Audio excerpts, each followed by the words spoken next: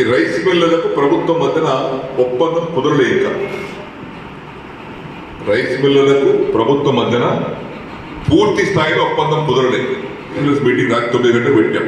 రాత్రి 9 గంటలకు పెట్టి మీ కోరికలు ఉండరా బాబు, కానీ ముందైతే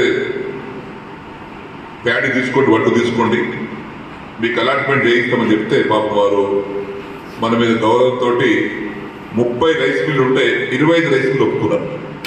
5 లేరు. దానికి కారణం ఏంటంటే వాళ్ళది పోయినసారి వడ్డు పెట్టి బియ్యం ఆడియాలి, వాళ్ళ బ్లాక్ లిస్ట్ పెట్టారు కాబట్టి వాళ్ళు రాలేదు. 25 మంది ఒప్పుకొని రాత్రే అలాట్మెంట్ చేయించాం.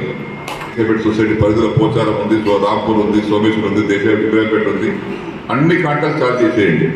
మొదలన్నారు కులాల ప్రకారంగా వారికి సామాజిక న్యాయం జరగాలన్న ఉద్దేశంతో మన ప్రభుత్వం కాంగ్రెస్ పార్టీ తరఫున కులగణన కార్యక్రమం జరుగుతూ ఉంది.